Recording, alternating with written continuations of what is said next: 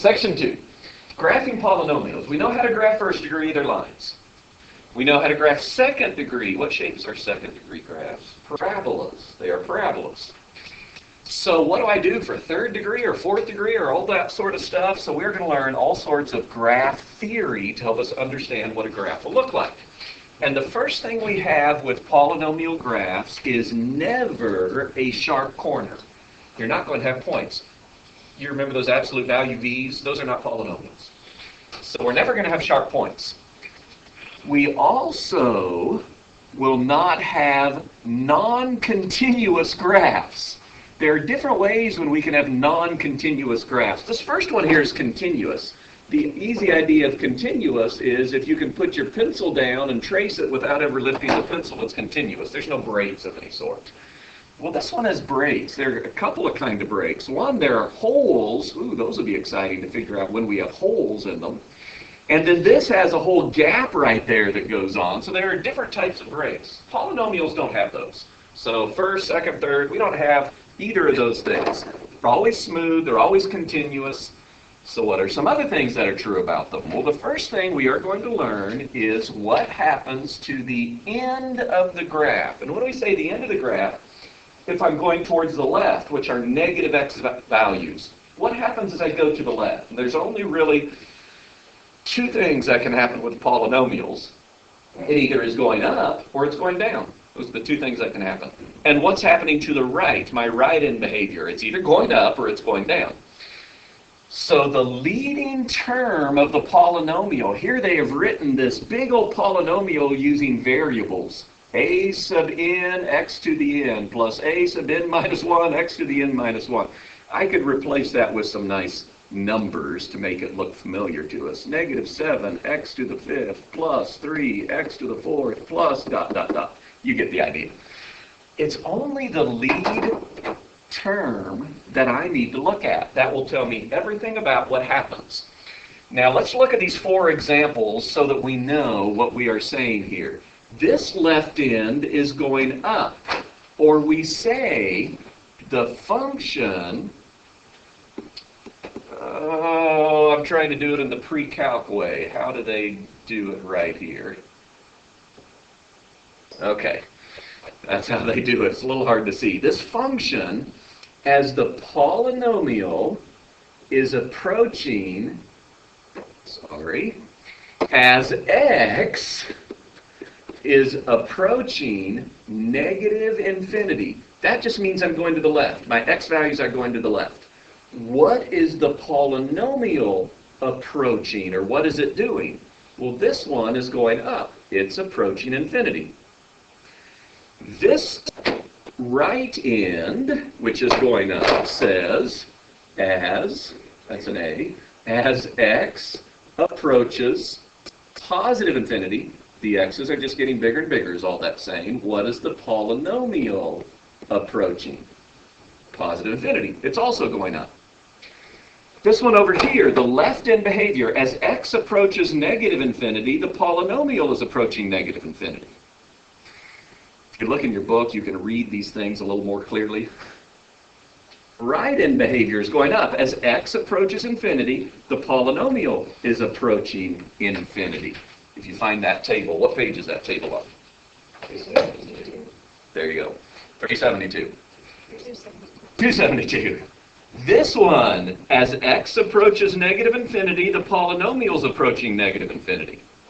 As x approaches infinity, the polynomial is approaching negative infinity. As x approaches negative infinity, the polynomial is approaching infinity. As x approaches infinity, the polynomial is approaching negative infinity.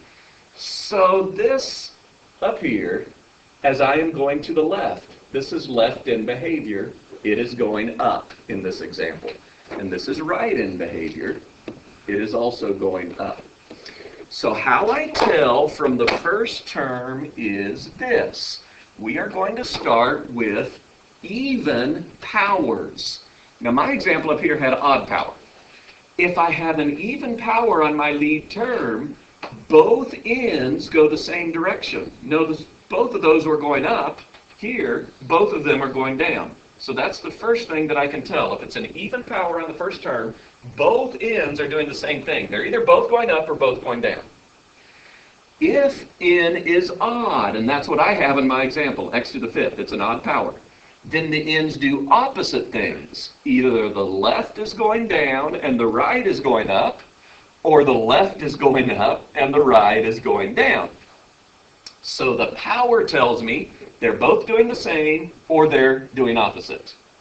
Then the sign, whether it is negative or positive, tells me if it's even, a positive goes up. Lead coefficient, a sub n, is greater than 0. If it's positive, they both go up. If the lead coefficient is negative, they both go down. When it's even, they both do the same thing. When it's odd, if it is a positive lead coefficient, it's just like having a positive slope line. A positive slope line rises. The left end is down, the right end is up. And if you get the music just right, the negatives do that. And positives do that. And, well, anyway. So here is a positive lead coefficient of an odd power first term. My example is this one right down here. It's a negative lead coefficient. It's odd, so they do opposite things. The left end is up and the right end is down. It's like a negative slope. It's going like that. Now, on all of these, notice they have dashed lines in the middle, because they are saying the middle, who knows? It does all sorts of squiggly things. This just tells us what the ends do. So there's the second fact. The first fact, no points, no breaks, and then end behavior, we call it. So let's try out what we know so far.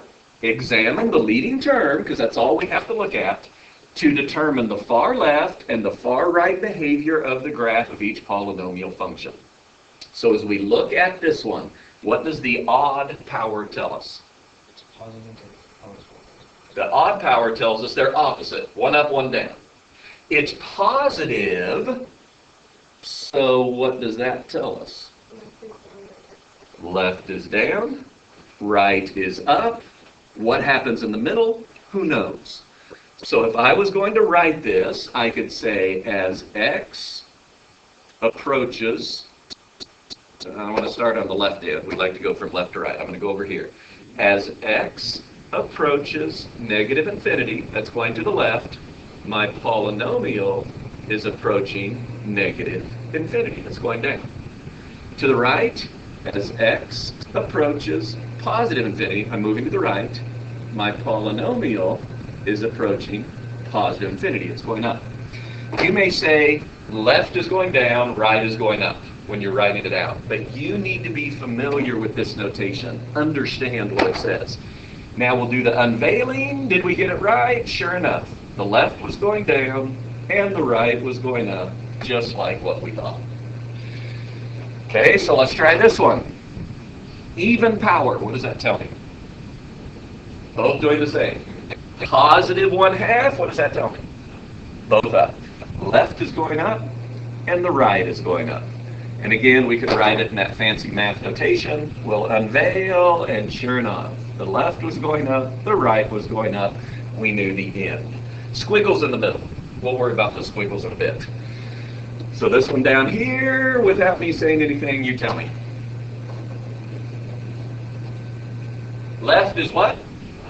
Left is up, right is down. Left is up, right is down. We're right. Left is up, right is down. What do I look at on D? I look at this. How do I know which one is the lead coefficient? Even if it's not the front. Highest power. Highest power. So what's this one doing? Both down. It's even, so they're both doing the same thing, and it's negative, so they both are going down. So there it is. Oh, this is easy stuff, isn't it? All right. Moving on.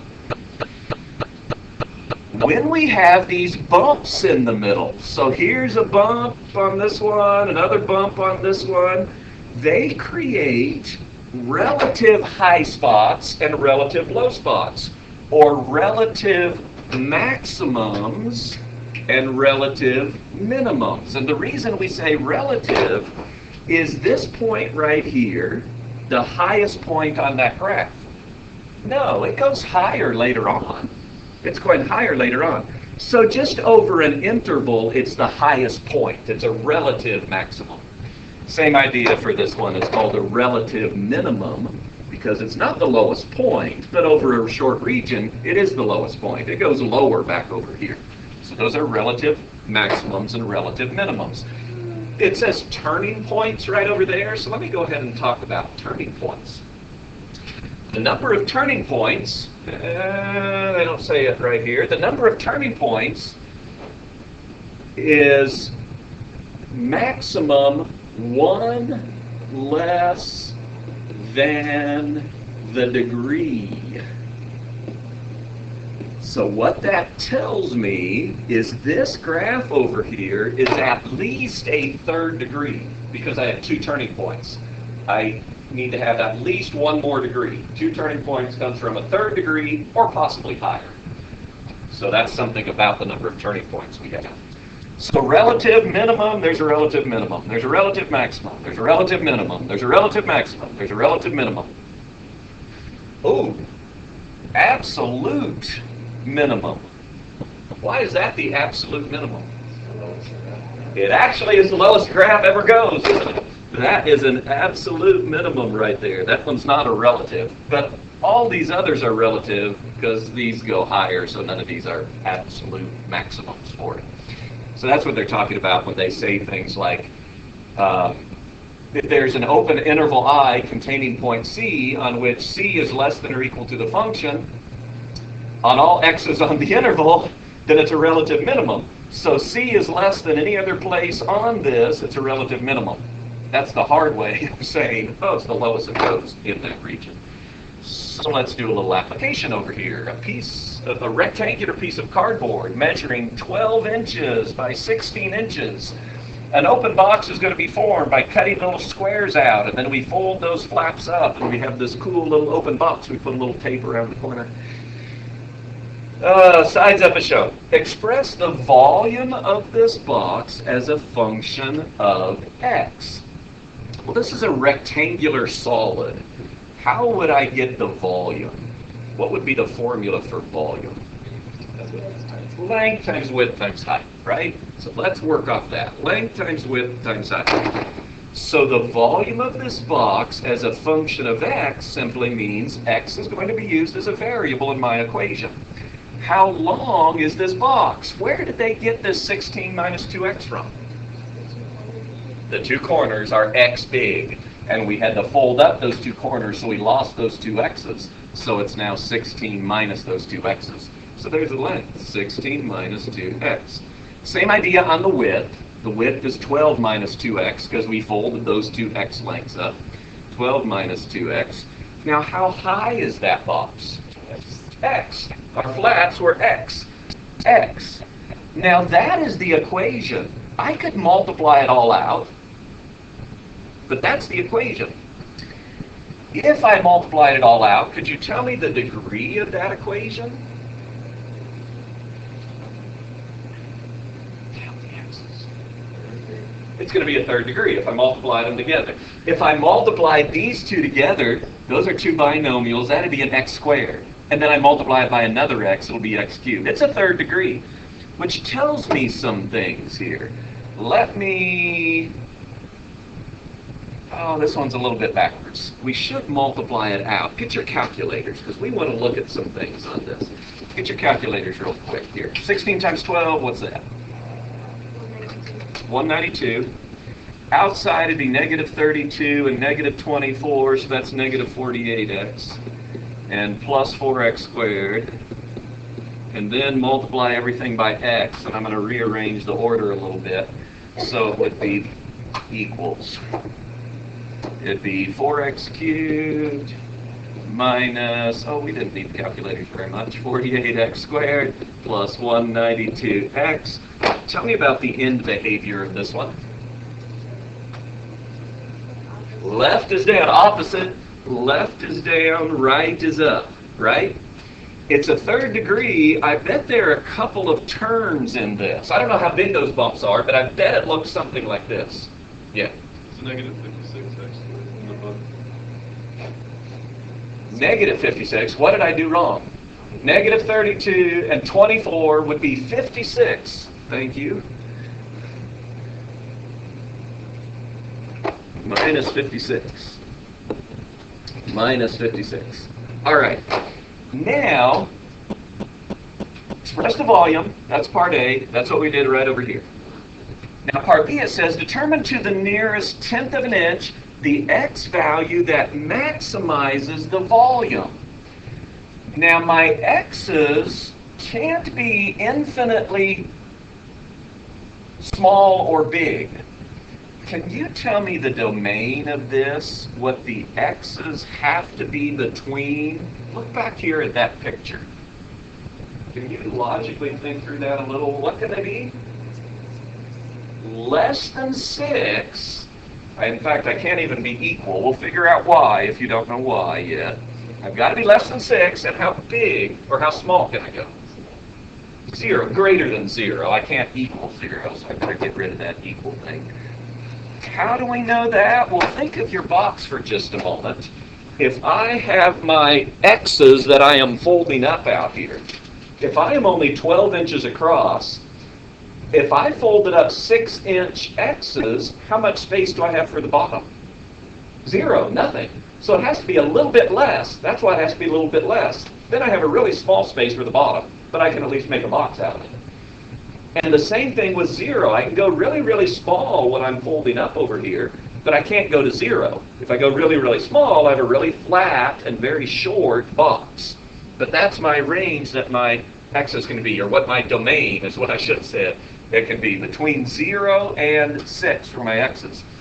Now, I graphed this, because you don't want to try to do that by hand. It's going to look something like that, but my scale isn't right. I gave you the link, and I just pulled out this part right there, because it goes really, really, really big. Right there, that location. What is the relative maximum point? Now, you may want to click on this link when you pull it up on Edmodo again. Oh, I didn't even have it entered, but that's okay. I can show you how to enter it in this. You have that equation memorized? Hope so. So what I need to do is make this small enough to fit in my cording window. I'll show you how to enter it. Those graphing calculators, you can enter it in your graphing calculator, and if you don't know how to do that, I can show you later. So I'm just going to enter this function right over here. You can say y equals or f of x equals. I'm just going to say y equals 4x cubed minus 56x squared. Am I remembering it right? Minus 192 or plus 192? Plus 192. Now, it's graphing it as it's going along. I've got to zoom out a little bit here. 192x. Thank you. So you can see it goes up, it comes down, goes back up again. I am actually, you can come over here on the tools. I'm going to say my x-axis, I want to go between 0, will it let me? 0 and 6. 0 and 6. Now, you can see the curves a little better. Aha, there it is. To find that location, this thing is really cool. It automatically finds the max for you. There it is. So the x stands for the size of the thing to cut out, 2.263 inches. And this is the volume of the box. The volume as a function of x is what we had. Let me bring it over here. So my x should be 2.26 inches, and it tells you how big you can make that box. So there is one perfect, or I shouldn't say perfect, one best x value if you want to maximize how much it holds. There it is, 2.26 inches. Factor. So we need to try to factor these things. We want to find the real zeros of the polynomial function. Now remember, where the function equals 0, this is x, and instead of saying this is the y-axis, I'm going to say it's the p of x-axis. Just like saying y equals, these are the same things. They're just different notations of how to write it. So if I want to find the zeros, well, let's see what I know about that. That's a third degree. It's a positive lead coefficient. Tell me about the ends. What do the ends do? Down on the left, up on the right, right? Down here, I really don't know exactly how it goes. It's a third degree. I bet there are two turns again. I bet it does something like this, but I really don't know where. In other words, I don't know any of this stuff. The zeros are where it equals 0. Is it crossing the x-axis, or does the polynomial equal 0 at 3 places? Or maybe it's down here and it only equals 0 at this one place, or you get the idea. Or maybe it's like this and it equals 0 exactly right there and exactly right there. So where it equals 0 are the x-intercepts of it. So how can I get it? Well, I want to set that equal to 0. X cubed plus 3x squared minus 4x. I want to factor it. Well, I notice there's an x common. X squared plus 3x minus 4. So, ooh, that's a second degree trinomial. We know how to factor those things. Tell me the numbers that would make this one work. Plus 4 minus 1. Plus 4 minus 1. So what values of x make each of these equal 0? 0 from that first one, negative 4 from that one, positive 1 from this one. Hey, I know a lot more now. This thing crosses at 0. It crosses at negative 1, 2, 3, 4. It crosses at negative 4. It crosses at positive 1. I know the left end is going down. I know the right end is going up. It has those zeros. We're starting to fill in the in-between stuff on that graph. Now again, I really don't know. How high does it go? How low does it go? Pretty close, wasn't it, of what that thing looks like. We're now starting to get an idea. Oh, I know what the graph looks like now, even without trying to put it into some grapher. Either that Desmos, and this is really cool, wherever that link was. It's a really cool online thing because it works on any device. So desmos.com/calculator is the URL, but you can click on that link. Intermediate value theorem is a fancy way of saying this. When we have polynomials, since they are continuous, so here comes this polynomial. And if I take some x value, they say the location is a, and I get the value of the function. Here it is, a comma p of a. And this happens to be a negative answer, or a negative value. And then later on, I take another value of x. They called it b, and I put it into my polynomial, and it happens to give me a positive answer right up there. Well, since the polynomial's continuous, it must take on every value in between, this negative answer and this positive answer. So if it takes on every value in between, then I know I actually have an x-intercept in between there, because one answer was negative, another answer was positive. The only way I can get from the negative to the positive side is to cross the x-axis. Same idea over here, they're just crossing it going the other direction. Intermediate value theorem simply says it's going to take on every value between this p of a, this value, and p of b, this value. And if it takes on every value between, then I know if one's negative and the other's positive, it must cross the x-axis or have a 0 between a and b. There's some x value between a and b that makes it equal 0. So we're going to use that on this example. Use the intermediate value theorem to verify that this polynomial has a real 0 between 1 and 2. Well, I'm going to find the value of the polynomial at 1. So I substitute a 1. 1 cubed minus 1 minus 2. What does that equal? Your turn to do the math. Negative 2. That's 1 minus 1 is 0 minus. That's negative 2. Well, what's the value of the polynomial at 2? 2 cubed minus 2 minus 2. I'm just substituting it in. What does that equal? Is that right? 4?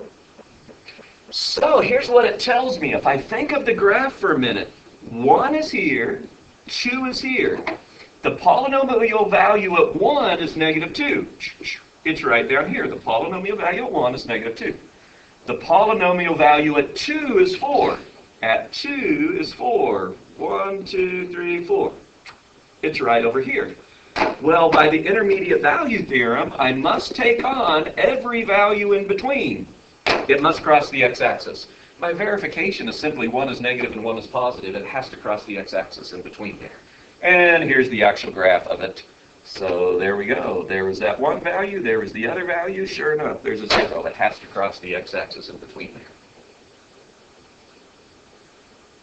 Next concept. Polynomial functions, real zeros, graphs, and factors. P is some polynomial function. C is going to be a number, a real number. That if x minus c is a factor, so let me just give you an example. X minus 2 is a factor. Right back here, we had right back here, we had x plus 4, x minus 1. This one could be written as x minus 0 if you want to get it in the same form. So we're talking about factors like that when we are over here. Then x equals c is a solution that makes the polynomial equal 0.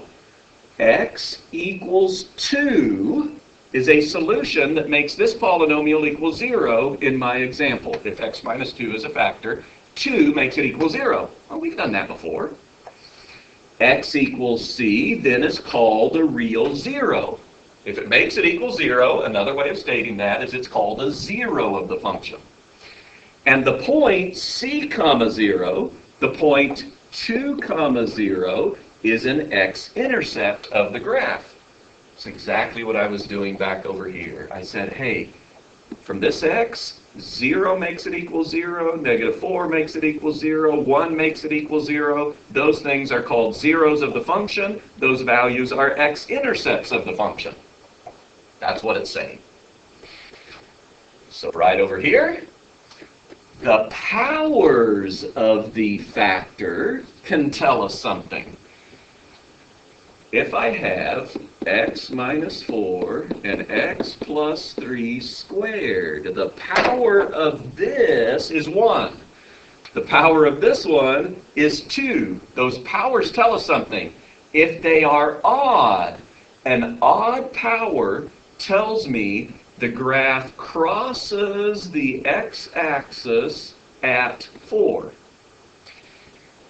This negative 3, 0, and an even power tells me that it does not cross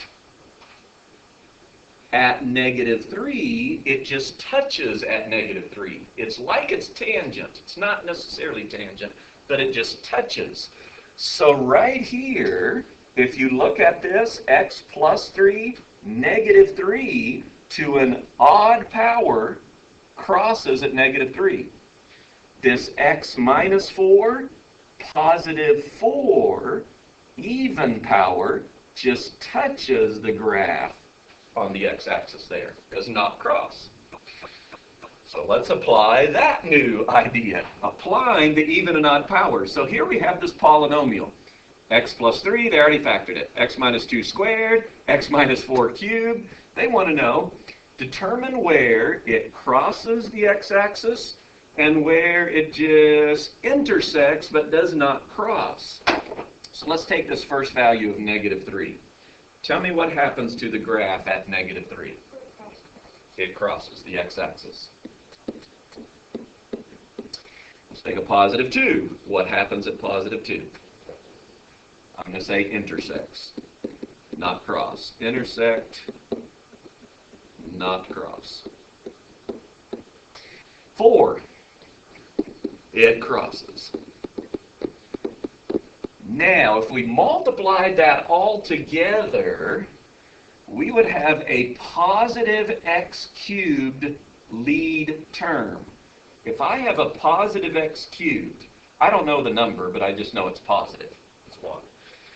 Tell me what this thing looks like on the end, left end and right end of this graph. Because this is what our lead term looks like if I multiply those things up. Oh, that's not x to the third. This is going to be to the what power? Where do I get 6 from?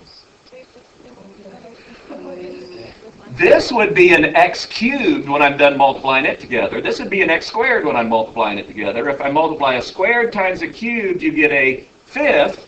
Times another x, you get a 6. Just add the exponents up. You're going to get 6. This is going to be an x to the 6. Sorry. Positive x to the 6. Tell me about the end behavior of this one. Both of them are up. The left end is going to be up. The right end is going to be up. And I know some other stuff now. I know at negative 3, 1, 2, 3, at negative 3, it crosses. I know at positive 2, 1, 2, it just intersects right there. It's not going to cross. I know at positive 4, 3, 4, it's going to cross. So if this thing is up there, it crosses down there, it comes up, it just bumps it there, and then... Now, I don't really know how low those bumps go. Now you look at it and you say, wait a minute, this graph doesn't match that graph. Well, it does go down, and then it comes up. I had to zoom in on that point right there to reveal that, guess what? It touches, that's at 2. There's it's touching. Then it's coming down, and it actually doesn't go straight. It kind of has a little squiggle as it goes through. But we have the general idea of what that graph is going to do. These things are getting really interesting, looking. So how do we graph these polynomials now? So here we go. We are going to use all the things that we have learned. We're going to do the far left and far right behavior. We are going to find y-intercepts. Now, if you think of y-intercepts for a minute, those are really, really easy to find. A y-intercept, that's a y-intercept. That's a point 0, comma, and then there's some y value. All I have to do is put a 0 where the x is. Do you remember all the way back to Algebra 1? To find the y-intercept, you make the x 0. To find the x-intercept, you make the y 0, or the function 0. You set the equation equal to 0 to find those things. We try to factor it to do that. Then what do? I find additional points. In order to get this stuff, what's happening there, I literally need to make a little table of values to get some more points so that I know what it does in between there. They talk about symmetry. I usually don't check much for symmetry. You can. And then once you have enough points, you sketch your graph. So we have been building to this point the whole period. How do I graph one of these things? Well, number 1 is going to be my end behavior. Tell me about that. And if I can spell behavior, end behavior, left down, and the right is going up. And we came to that conclusion because it was odd and it's positive, so it's like a positive slope. So I know the left is down, I know the right is up. So I'm just going to do real rough sketches like that. Then the next thing I'm going to do is my x-intercept. So if I work on my x-intercept, I need to do what? Sorry. I want to do the y-intercept next. If I do the y-intercept, what do I want to do? x0. I'm just doing p of 0. I'm substituting a 0 into it. Well, that's real easy. If you put a 0 there, and a 0 there, and a 0 there, what do you get? 0. So when I put in a 0, I got a 0 out of that thing. I really shouldn't say equal there, but this is what happened to it. So I know this point. Oh, let's make it move. I bet I know one of the y-intercepts, by the way. Now I want to work on the y-intercept, the x-intercept. And to do the x-intercept, I set the function equal to 0. So this thing equals 0. X cubed minus 4x squared plus 4x. Where does equal 0? Where I can factor out an x.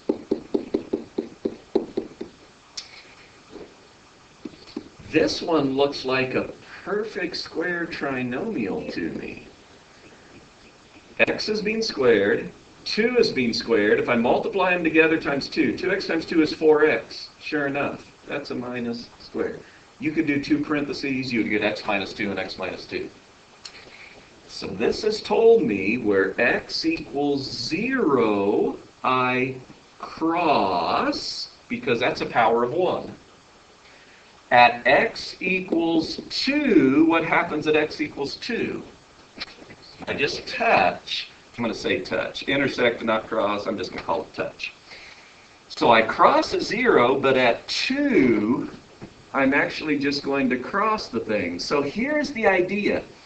I know I cross. It's going to be something like this. It's going to go up somewhere. It's just going to touch there, and then it's going to keep going up. It's going to look something like that. Now I need to be a little more precise, which is why we're going to get just a few x values. And I picked them based on, well, let's pick one over here. I'm going to pick a -1. I need something in between. Let's pick a 1. And I need something happening over here, so let's pick a 3. So based on my graph, I'm going to pick my points. So you help me out. Here is our equation. Substitute a -1 in there. And give me the answer. We can do this in our head. What's that equal? Let's see, -1 minus 4 is -5 minus 4 more, -9, which is what you said, right? So I know what's happening over here. -1, -9. That thing is going way down there. I've got that part. Substitute a +1 in now.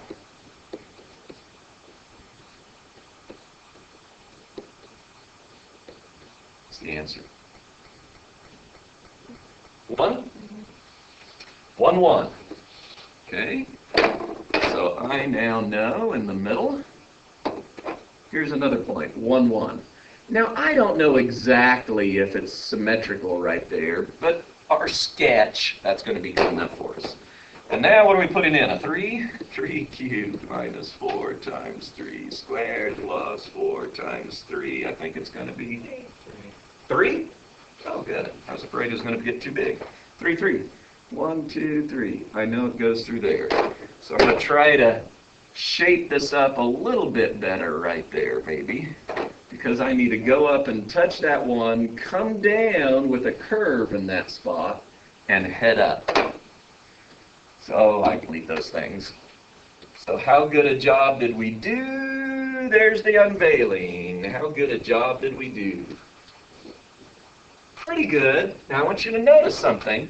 1, 1 is actually right there. Was that the maximum point? It wasn't. That's okay. I'm not going to expect you to get like 13 points in between 0 and 1 or 0 and 2. So that's okay. It's close enough that we will give you full credit on something like that. Last page. You've done this already. Modeling a cubic function. U.S. indoor movie screens from 92 to 2007 is what they're doing on this. They want to find a cubic regression. What does that word cubic mean? It means third degree. You cube something, it's a cubic. They want a third degree. They want an x to the third. That models this, and then we're going to predict for 2013. Now, hopefully, I have my right data this time. Is it coming? There it comes. When you do these, you may select x values that are a little different than the book does. I like to go with zeros on the 0 year, so I would call 1990 my 0 year, so this becomes 2, 24, 344. Sometimes the book will say, this is year 0. And so that's a 0, that's a 1, that's okay too. Your equation looks a little different, but when you use it, you get the same answer. So remember what we do on these things? Select our data, and we're going to do 2-variable regression. Yes, we want to analyze that. It is a polynomial, and what do I need to tell it about being a polynomial? Degree 3. And there we go. And then we're supposed to do one other thing, which is figure out the year 2013. Where'd my snipping tool go? Here we go. So here comes my equation. So I've come up with my equation. How am I going to get the estimation of the number of movie theaters in the year 2013? Substitute A. What number? I think I heard it. Not 13.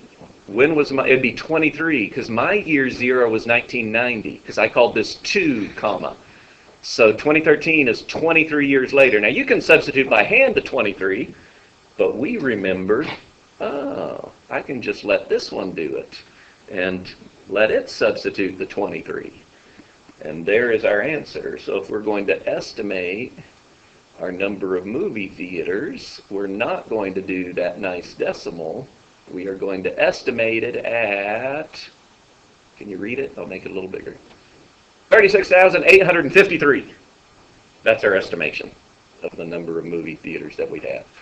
I think I just have all that stuff right over here. I guess I didn't need to save it all for you. There you go. There it all is down there. I'm done finally. Your turn.